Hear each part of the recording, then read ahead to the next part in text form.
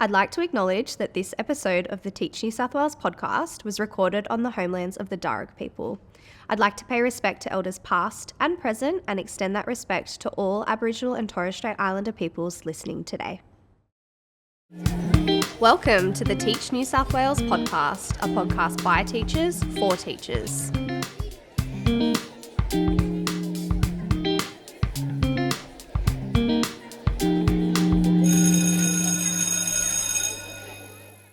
Hi everyone, welcome back to this episode of the Teach New South Wales podcast. Joining you again on the couch, myself, Shannon, and Siobhan, your co-hosts. We are back for another one, and we are joined by Rosie today. Welcome. Thank you for having me. You're so welcome. We're thrilled to have you here. So you are currently a EALD educational leader, but you have been teaching in an intensive English centre for about 13 years all up in the department? 2011. Wow, very exciting. Well, we are thrilled to have you here. For those listening at home who may not know what the acronym EALD stands for, because we love an acronym in the education space, could you elaborate a little bit on that? Yeah, EALD stands for English as an Additional Language or Dialect. So that recognises that there are students in New South Wales who learn English not just as a second language, but maybe their third or their fourth language. And it also includes students who speak English as a dialect, maybe from an Aboriginal language. So EALD is a subset of language background other than English or LeBoat, sort of as a diversity group.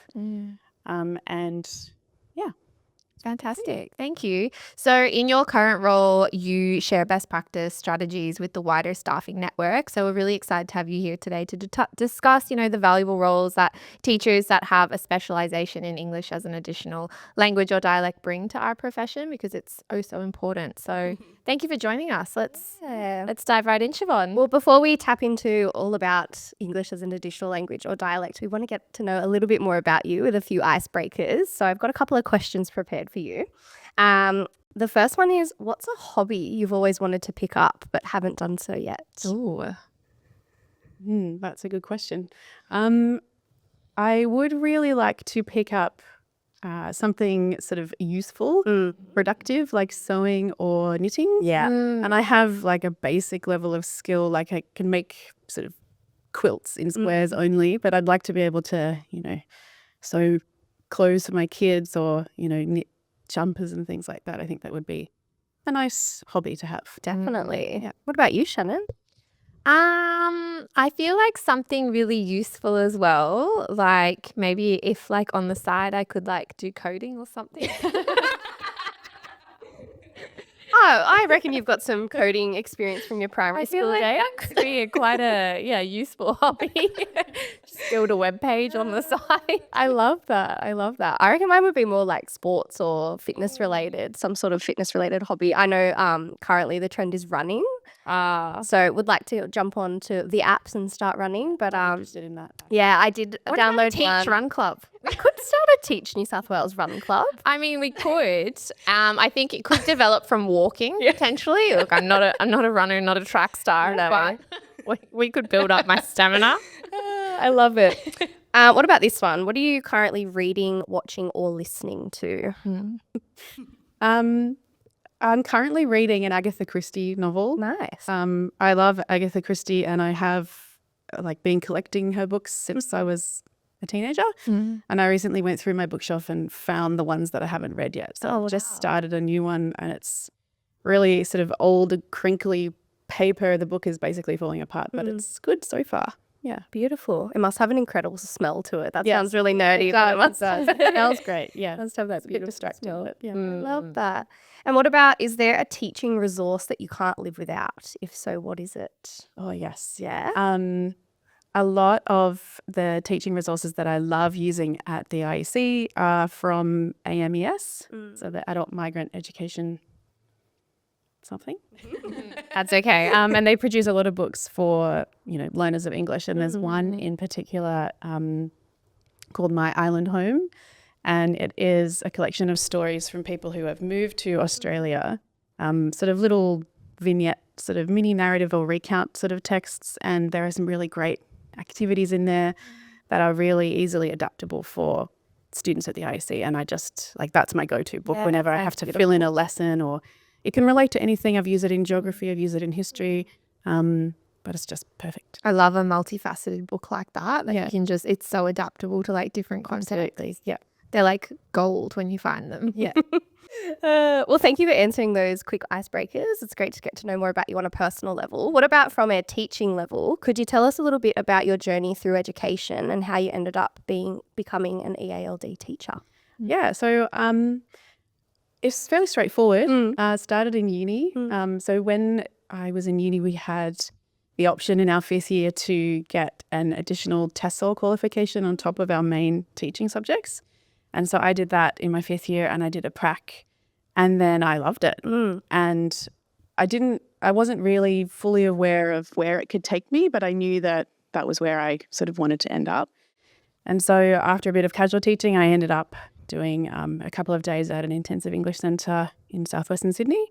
And that turned into a temporary block and then a temporary contract, and then I became permanent.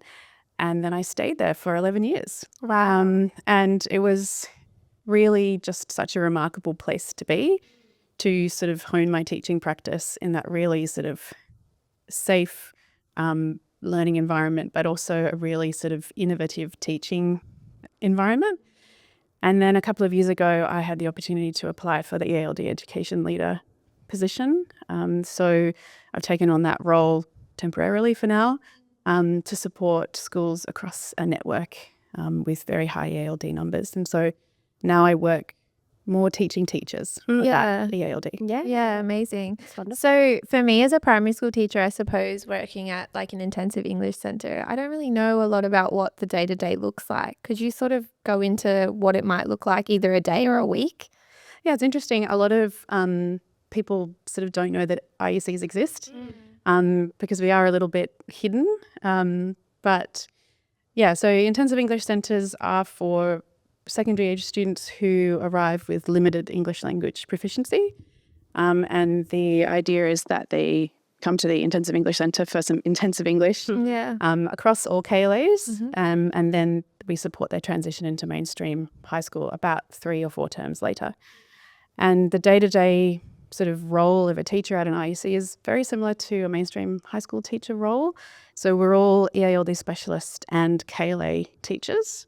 And so for me, I taught English, history and geography. The idea of the intensive English program is that we teach the English of each KLA. And so my programs were based very explicitly around language in different types of text structures, purpose audience of texts across different KLAs. And it will be different depending on the students in the classroom, depending on their backgrounds, whether they have a trauma background or a disrupted education, or if they are maybe international students with a higher level of literacy in their first language, and that impacts the teaching and learning programs that we follow.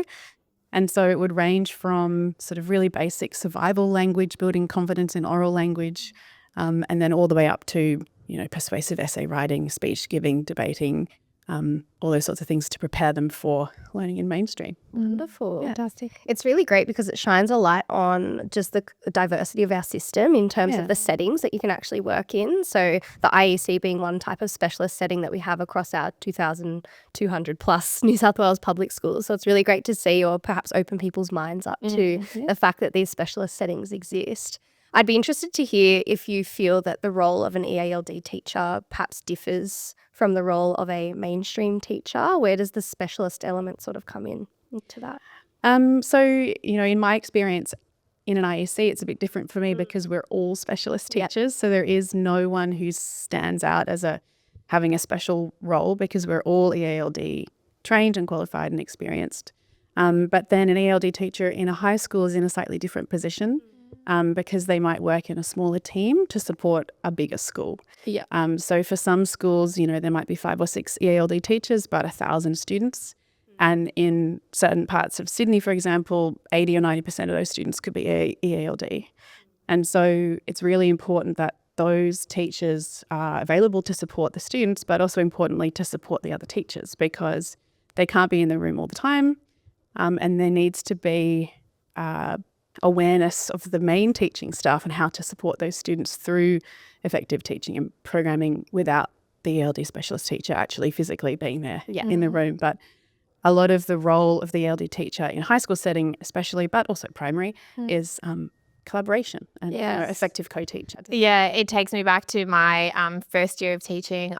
In term 2, I had a little girl arrive at my classroom door, and she had come from overseas and she did not speak a word of English, and she had arrived, and I worked side by side with our EALD specialist who was at the school at the time, because we had quite a high percentage of students who were from a language background other than English. So worked with her.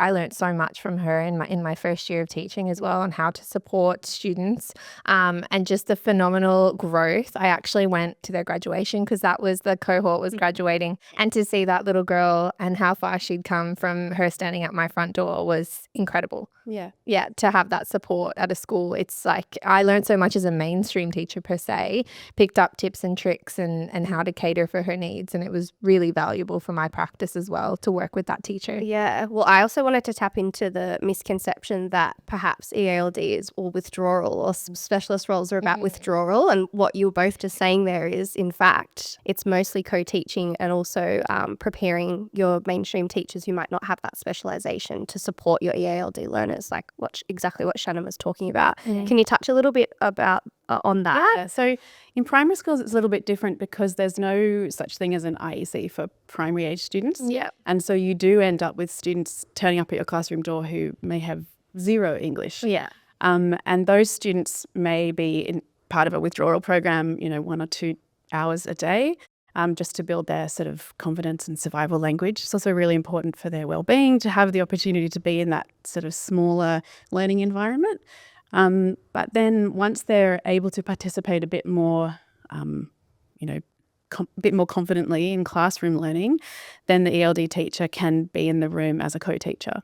And, there are lots of different models of co-teaching. Sometimes it ends up that the ELD teacher supports the ELD students within the main lesson. Yeah. Or it could be that the ELD teacher and the classroom teacher work together in some sort of team teaching or parallel teaching arrangement.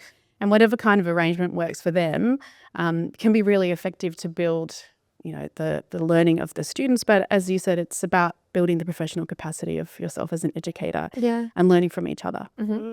Speaking of learning, can I clarify for my own learning what survival language is? Yeah, sure. So research tells us that when students start learning English, their oral language is the first language to develop. And the language that they need first is survival language. We call it that because it's what they need to survive. How to ask for help, how to make friends, how to know where the bathrooms are, where the canteen is, how to catch a bus, all those sorts of things. And once they are confident in that sort of language, then they're able to build from there in terms of, other vocabulary. So it's really important that they have that language first so that they can make friends as well, because it's a very isolating experience to not be able to speak the same language as the peers in the classroom. Of course. And so if they're able to make friends, then that can really help with their well-being as well. And Yeah, I mean, it's incredible when you think about our system, because over 300,000 of our students are identified as EALD learners. So to think of like the support that's there among EALD specialists and you in your educational leadership role now, what does it look like when you say your role in supporting networks of schools? What does that look like? Well, it's different depending on the network. So in my network, I work with 20 schools, and all of them have a majority of EALD learners because we're in southwestern Sydney. And my other colleagues work with networks with sort of smaller EALD cohorts, but still a great deal of need. And actually, for those schools, the need is often higher because there is less professional knowledge amongst the school staff. Some of the schools that I work with, they've had, historically very large LeBoat and EALD school populations. So they have very well-established school programs, very well-established professional learning programs, and the staff are incredibly knowledgeable. But there are other schools that I work with who have recently experienced really significant growth in their EALD numbers sort of all of a sudden. And those are the schools that are reaching out for support because they simply, a gap in the professional knowledge. And sort of part of my role is to support the leadership staff and the ELD team to fill that gap in professional learning, professional knowledge, in order to support the students. And it's interesting because some schools see that change in demographic as an opportunity. Yeah. To really sort of embrace the changing school culture and really make sure that it's embedded in their school vision and their whole school practice. And that has a really positive impact on the students' learning and wellbeing and also on the community engagement. Absolutely. And what would you say is the real benefit to teachers getting to know about how to teach EALD learners? Like, why should it be their business? That's a great question. I would say that it's absolutely everybody's business, because if you have an EALD student in front of you, then you are an EALD teacher, regardless of your qualification. And it's your responsibility as a teacher to teach all your students and to make sure that they have equitable access to success and achievement within the curriculum. So whatever kind of learning need they have or whatever kind of barriers they may face, it's your role as a primary, secondary, whatever kind of teacher you are, to make sure that you're able to support those learners. And so in a school with a high EALD population, with a couple of EALD specialist teachers, it's really important that the school has a vision to support all the staff, to support all the students. And it starts from knowing your students, understanding their educational background, their learning needs, and making sure that that information is made explicit in the programming and the planning for assessment. Yeah. I like how you've said that, like getting to know your students. So when a student enrolls into one of our public schools, that information is given to us by their families, what the language may be that is spoken at home, for example. What does it look like then as a classroom teacher? Are there additional frameworks that you would be looking at when you do have a student who is identified as speaking another language other than English at home? Yeah, so your first steps are to, as you say, speak to the family, work out their language background, their cultural background, what kind of experience they have of education, if any. And then you might assess them using, there are a number of different tools that we use, but the main one in New South Wales is the ACARA learning progressions, the EALD learning progressions, and they give us information on students' English language proficiency across the 4 modes, so reading, writing, speaking and listening. Yeah. And then once you have that assessment, you can gain more of an understanding of their characteristics as a learner, what their learning needs might be, how they might be behaving or participating in the classroom, and then you can use that information to guide your lesson planning or what kind of support you need to give to them. So some students, particularly if they're beginning learning English, then their speaking and listening skills will be higher than their reading and writing. So that might guide, which skills to focus on. But then for other students, they might be already quite well developed or have quite a high level of proficiency across all modes. They just need a little bit extra support to make the leap into using more academic language and you're sort of engaging more with the content and the syllabus demands. More in that consolidation phase, I suppose, of the progressions. I found the progressions really helpful as a teacher, even for like my observations. So what I was particularly looking out for. Yeah. And I would take strands of the progressions and just add them to my program, for my certain students that I was on the lookout for, and sort of have that as like my key focus as a teacher for that specific lesson. I found early on in my career that was really helpful, having that embedded to be able to look for. And then obviously as I gained more experience with the progressions, it was more of a fluid approach to my students and how I catered for them. And some students, they can fall through the gaps, particularly if they've come from, a strong literacy educational background in their first language in their home country. They often appear to be doing quite well and engaging quite well with the syllabus content and the demands of the assessments. But they often just need a little bit of support with, as you say, consolidating their use of academic language, because, the way that our curriculum is designed is they need to be able to demonstrate success in English. Yeah. And they may already have all that knowledge in their first language and, be quite aware of the content and understand it quite well. Yeah. They just need a bit of support in expressing their their understanding. Yeah. And a lot of like contextualizing as well. Yeah. And to me, like, it's just so incredible to have these little people in your class who can speak 2 languages. Like, I'm like, this is Or more. crazy. Yeah, it's amazing. Yeah, like, or more, absolutely. yeah. I'm like, this is wild. I'm just proficient in English. Yeah, exactly. I was like, do you understand what you're how cool that is? It's amazing. And like we were saying before, it's nearly 40% of the entire New South Wales public school student population who do have an EALD background.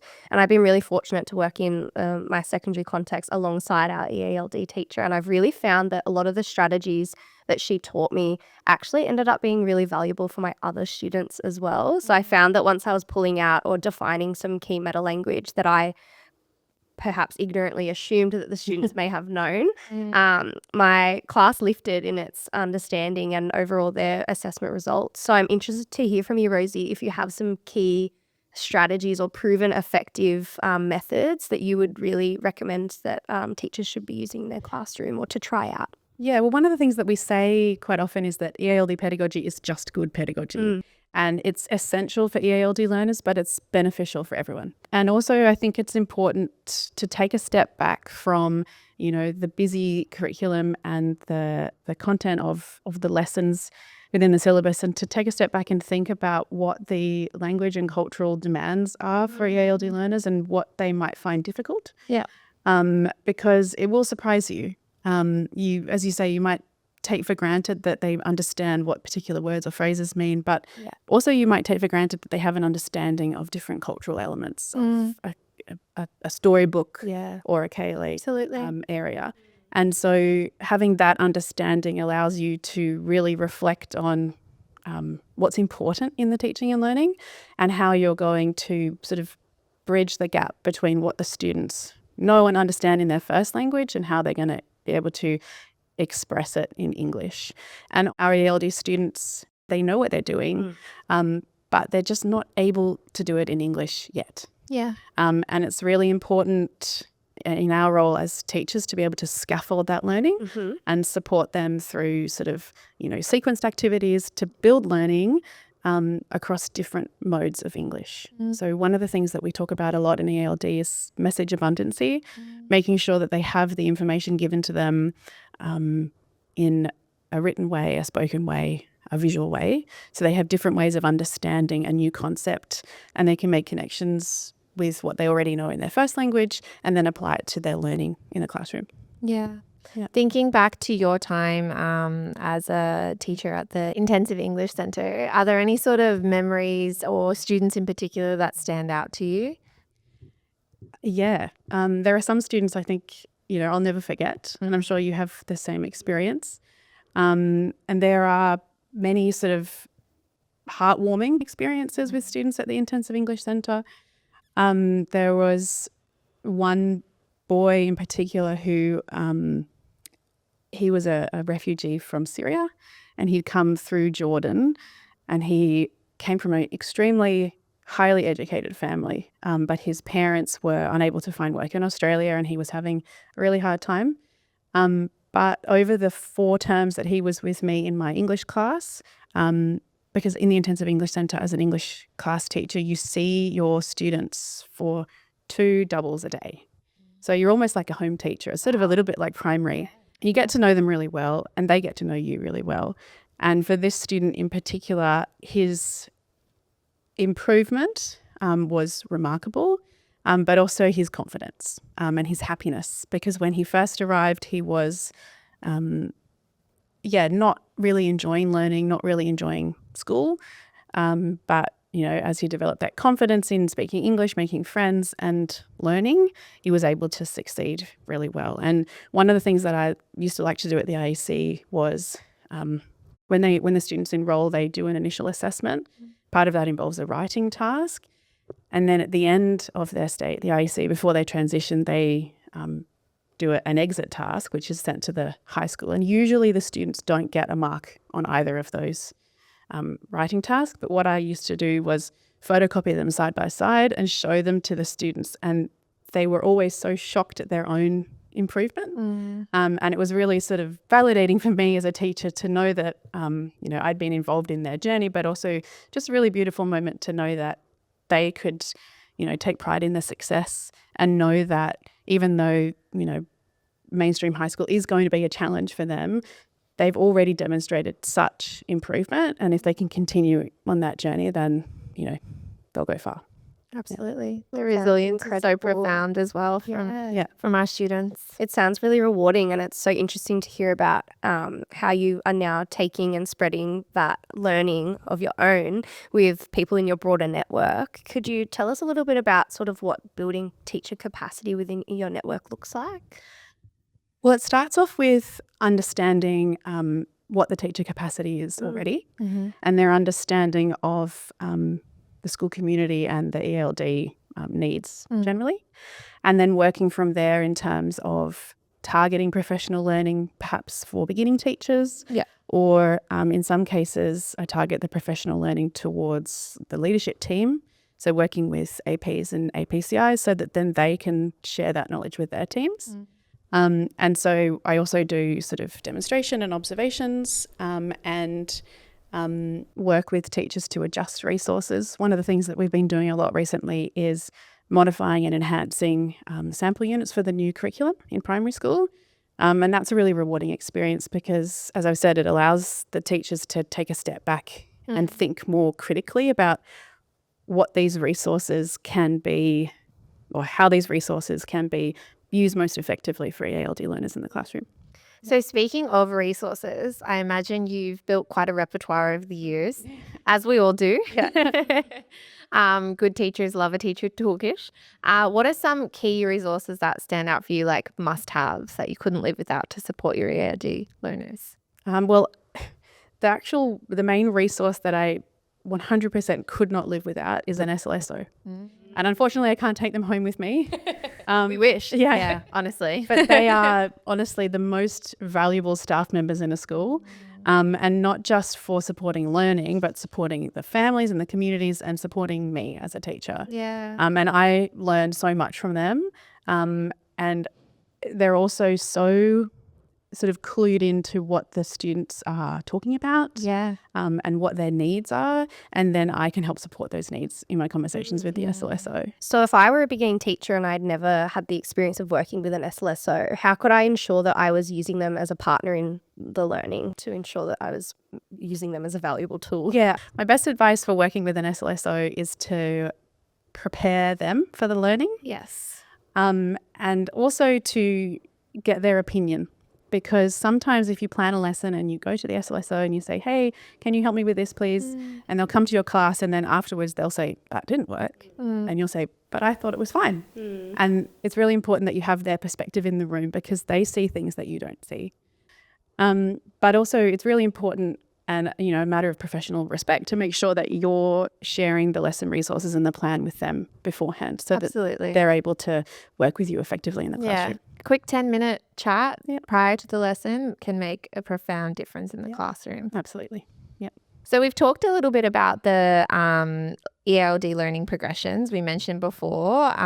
Could you talk to me about what it looks like sort of navigating students' progress in an IEC, for example, versus what that might look like in a mainstream classroom once they have transitioned? So there are two main documents that we use in New South Wales public schools. One is the ELD learning progression phases and the other is the ESL scales. So when students enroll in the Intensive English Centre, we assess them against the scales.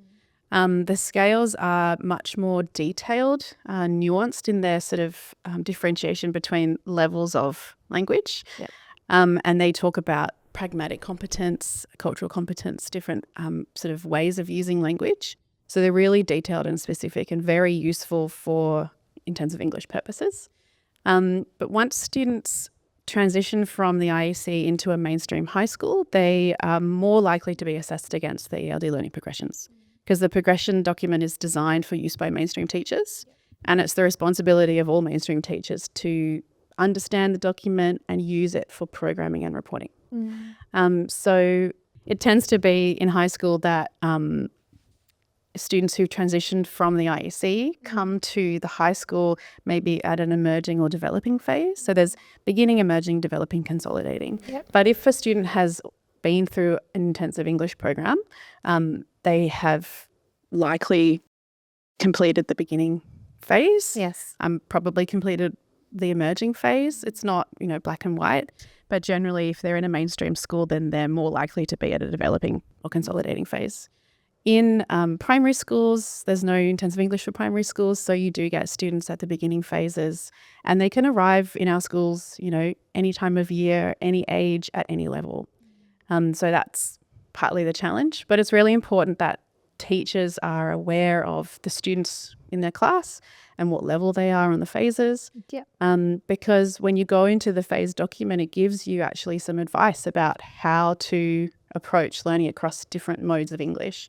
And how to integrate that into mainstream learning. Yeah, and it's a wonderful way as well to sort of articulate that progression to our parents as well of our students, because a lot of the times, this is a whole new space and place for them, potentially if they've just arrived in Australia. So I always found as a teacher, the learning progressions were really helpful in that manner to be able to show the where to next for our students as well. And it's very clear to understand as well what they can do at home to support their child.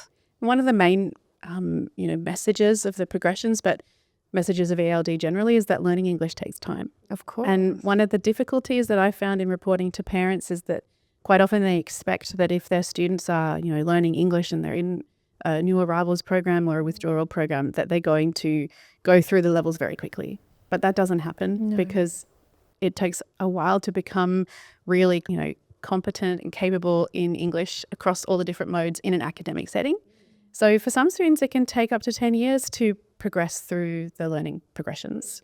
Other students may do it more quickly. It just depends on their individual learning capacity. Takes time for a native speaker, let alone a student. So if we really want to talk about English, there, and there.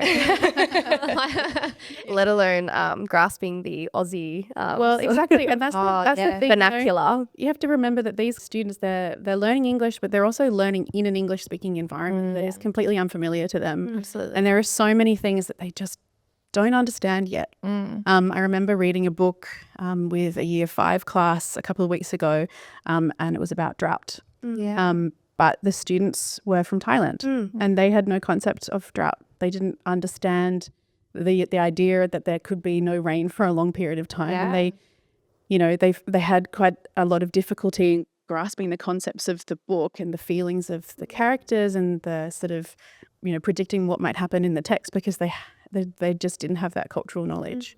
And so it's really important that we think about not just their learning needs, but also sort of their cultural learning needs. Yeah, and we as teachers really have to challenge our preconceived idea of what we know and what we think they will know, and sort of tap into perhaps giving the context behind a lot of these concepts that we take for granted in our understanding. So, at working for the department, we have access to so many resources that are created by teachers for teachers, which is phenomenal.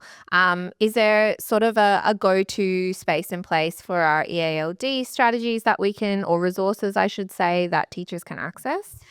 Yeah, so the Multicultural Education website is the main space, and it has all the resources for ELD programs, also for multicultural education generally, and anti-racism education. In terms of ELD specifically, there is a Microsoft Teams page, which is extremely active. A statewide staff room? Yeah. There's, 3,000 or 4,000 people in the staff room, and all the advisors are in there too. Wow. And they have their fortnightly statewide staff meetings on different topics. Last term, we talked about transition, enrollment, numeracy, literacy, everything. And a lot of resources get shared on there. It's a really collaborative space. There's also a lot of resources available on the Universal Resources Hub. We're big fans of that. Yeah. And on the general literacy and numeracy page on the department's website. So a lot of the literacy and numeracy resources have been adapted with an EALD lens. Yeah. And they're really useful. Yeah. Fantastic. Well, thank you so much. I've really enjoyed this conversation. Me too. Well, thank you, Rosie, for joining us today on the couch. I personally have found this to be a very insightful episode. It's been great to have you here as an expert in your field and sharing so generously that knowledge with ourselves and our listeners. So it's been an absolute pleasure. Yeah, thank you for having me. Until next time, we will see you again for another episode of the Teach New South Wales podcast. If you enjoyed this one, just like I did, share it with a friend or a colleague who you think will find it valuable. Take care. Bye. Thank you for tuning in to the Teach New South Wales podcast, where we explore the dynamic world of education. Don't forget to follow, like and subscribe to be notified when new episodes become available. You can find us on social media via our handle @TeachNewSouthWales. Until next time, keep learning, keep teaching and keep making a difference. This podcast is produced by the Teach New South Wales team from the New South Wales Department of Education.